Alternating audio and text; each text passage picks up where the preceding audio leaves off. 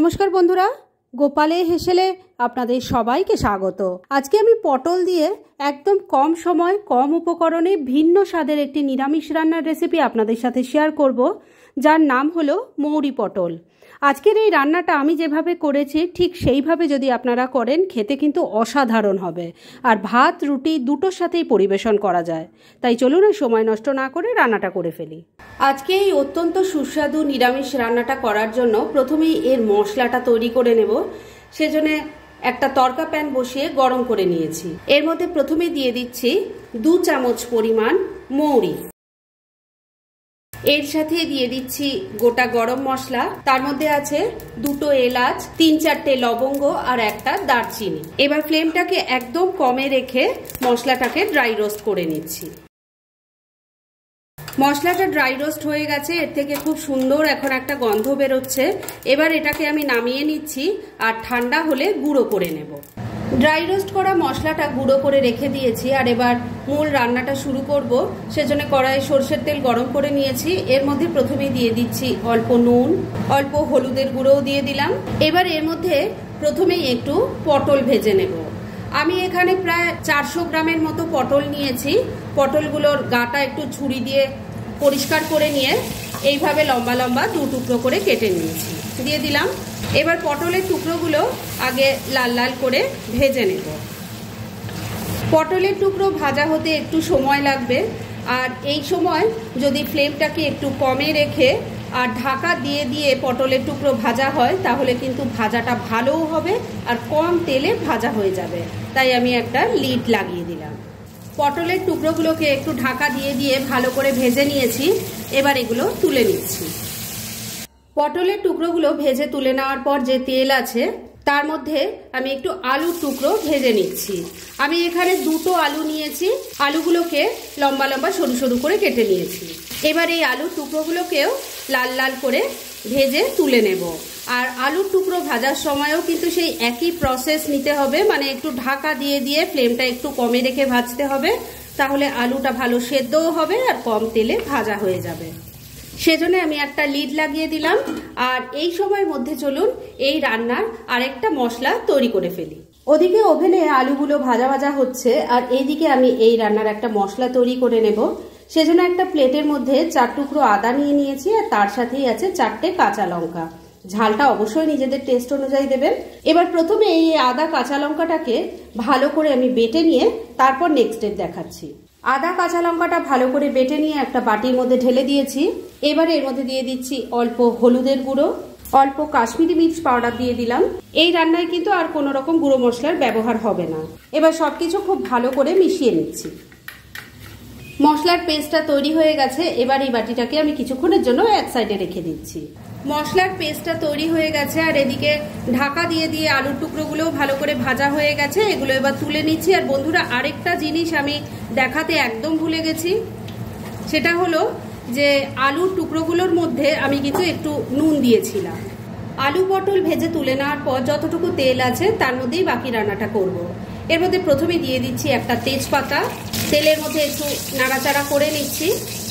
Minute খানেক সময় নিয়ে তেজপাতাটাকে তেলের মধ্যে একটু নাড়াচাড়া করে নিয়েছি। এবার এর মধ্যে দিয়ে দেব আদা বাটার সাথে যে গুঁড়ো মশলাগুলো দিয়ে মশলার পেস্ট তৈরি করেছিলাম সেটা। এর সাথে দিয়ে দিচ্ছি মৌরি, যেটা প্রথমেই ড্রাই রোস্ট করে গুঁড়ো করে নিয়েছিলাম, সেটা 1 চামচ এখানে দিয়ে দিলাম। মশলার পেস্ট রেখেছিলাম যে বাটিটায় তার মধ্যে অল্প জল নিয়ে দিয়ে দিলাম। এবার ফ্লেমটাকে লো আর মিডিয়ামের মাঝামাঝি রেখে মশলাটাকে খুব ভালো করে কষিয়ে নেব।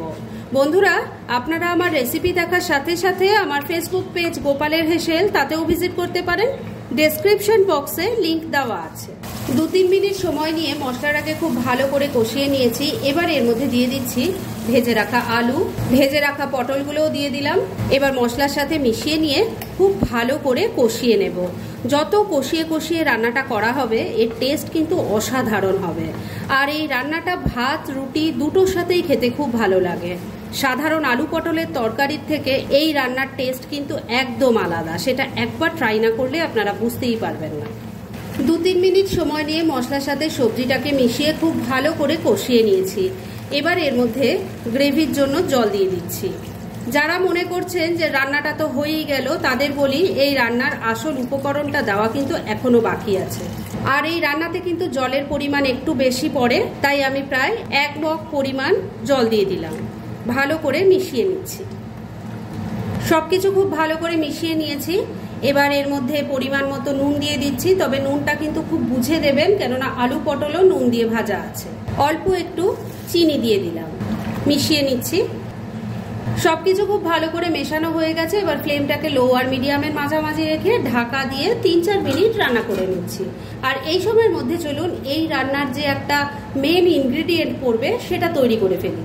ওদিকে ওভেনে রান্নাটা হচ্ছে, আর আরেক দিকের ওভেনে আমি একটা তড়কা প্যান বসিয়ে দিয়েছি। এই রান্না একটা তড়কা লাগাতে হবে, সেজন্য এর মধ্যে প্রথমে দিয়ে দিলাম অল্প একটু ঘি। এবার ঘিটা মেল্ট হওয়া অবধি একটু অপেক্ষা করতে হবে। ঘিটা মেল্ট হয়ে গেছে। এবার এর মধ্যে দিয়ে দিচ্ছি 1/2 চামচ ড্রাই রোস্ট করা সেই মশলাটা। গ্যাসটা কিন্তু সঙ্গে সঙ্গে বন্ধ করে দেবো, না হলে মশলাটা পুড়ে যাবে। যেহেতু ঘিটা গরম আছে, তাই এটাকে একটু মিশিয়ে নিয়ে মিনিট খানেক এই গরম ঘিয়ের মধ্যে রেখে দেবো। তরকাটা তৈরি হয়ে গেছে, নামিয়ে নিয়েছি। এবার এইদিকে যে রান্নাটা হচ্ছিল, ঢাকাটা এবার তুললাম। এবার গরম তরকাটা এর উপর দিয়ে দিলাম, ভালো করে মিশিয়ে নিচ্ছি। তরকাটাকে খুব ভালো করে মিশিয়ে নিয়েছি। এবার ফ্লেমটা ওই একই রেখে ঢাকা দিয়ে মিনিট 2 আবারও রান্নাটা করে নিচ্ছি। মিনিট 2 আবারও রান্নাটা হয়ে গেছে। এবার ঢাকা তুললাম। ঢাকা তোলার সঙ্গে সঙ্গে দারুণ একটা গন্ধে আমার কিচেনটা পুরো ম ম করছে।